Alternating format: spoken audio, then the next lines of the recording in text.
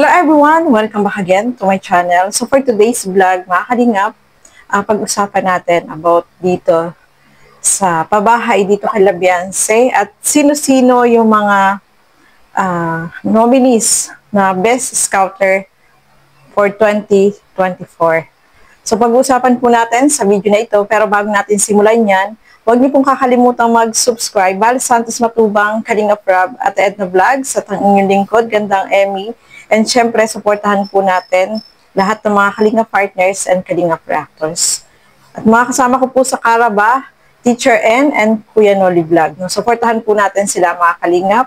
Sa mga hindi pa po nakapag-subscribe, please subscribe and please hit the notification bell para lagi po kayong updated sa aking mga ina-upload na mga reaction video.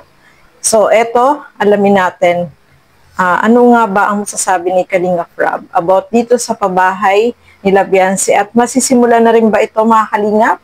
So pag-uusapan po natin sa video na ito.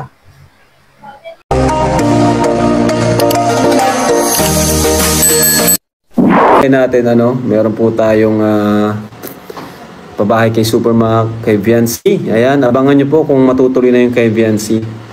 Sir Leo di matapos bago subukan po natin yung kay Viancy na matapos bago magpasko. Mukhang kayanin kaya. Ano na ngayon? Oh!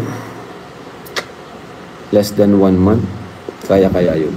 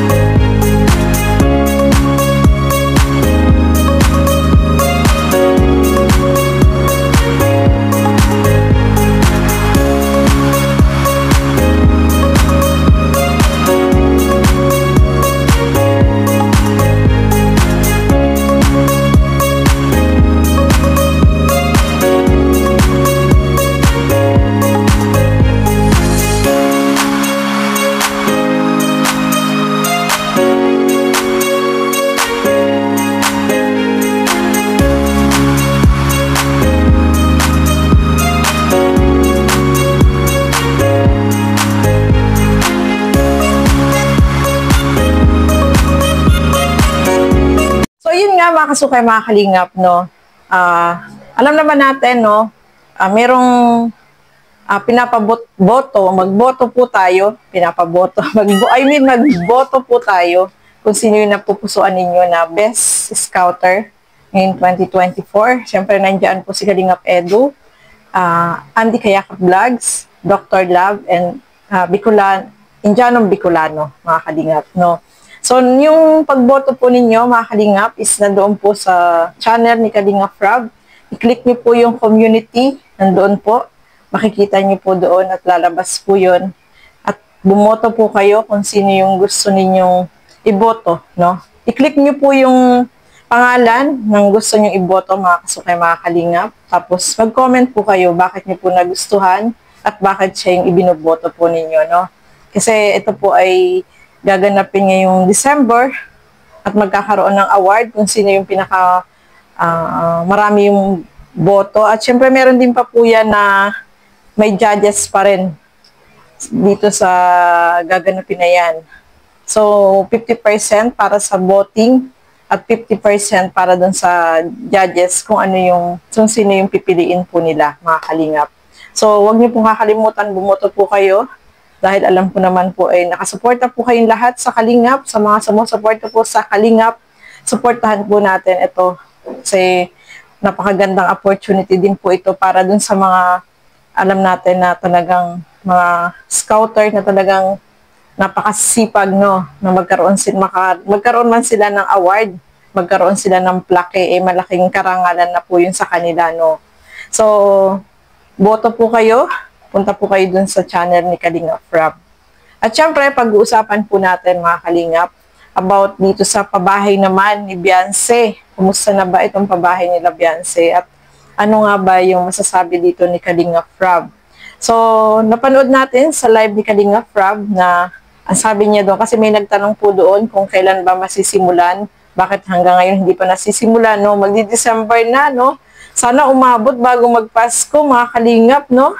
Para talagang yung Pasko nila Beyonce ay talaga naman sobrang masaya, ano? Siyempre, gusto din natin na maka-attend ng ribbon cutting, di ba? So, ang sabi dyan ni Kalingap Rab is, ngayong week ay pasisimula na at sana ay mabilis, no, na matapos para bago magpasko ay doon na sila nakalipat, no, mga Kalingap. So, asahan po natin na pasisimulan na kaagad dyan ni Kalingap Rab. Kasi, syempre, gusto naman din naman nila na etong family nila Beyonce ay makalipat din doon sa bahay na pinapagawa, no? At maging, syempre kapag bago yung bahay, masaya, kompleto sa gamit, di ba? Kahit naman po sino ay hinahangad din po yung gano'n na magandang Pasko, no? Nasama-sama sila doon sa bago nilang bahay. So nakita naman po natin na in-stop po yun ni Kalingap Rab. At alam naman natin na nagkaroon ng, sabi niya, mag-iipon. So, hopefully, nakaipon, no? Mga kasukay, mga Kalingap. At tayo ay lahat ay nag-aabang dito sa magiging update dito sa pabahay kila Beyonce, no? So, sana makalipat sila, no? Ang kulit ko, no? Makalipat na po sila doon, no? Matapos, bago magpasko, para naman maging maganda yung kanilang Pasko, bagong bahay. Siyempre, Pasko, masaya, happy, bagong taon. Nandun na sana sila sa bahay nila, no, mga Kalingap. So, ayan, abangan po natin yan, mga Kalingap. At alam ko marami po yung nag-aabang sa inyo na itong pabahay kila Beyonce ay matapos na rin, ano. Marami tayong nag-aabang.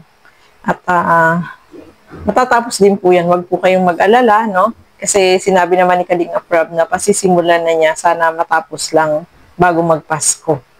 So, ayan, mga kasukay, mga Kalingap, maraming salamat po sa inyong panonood. At hanggang sa muli, keep safe everyone. Thank you for watching. Mabuhay po tayong lahat. Bye-bye!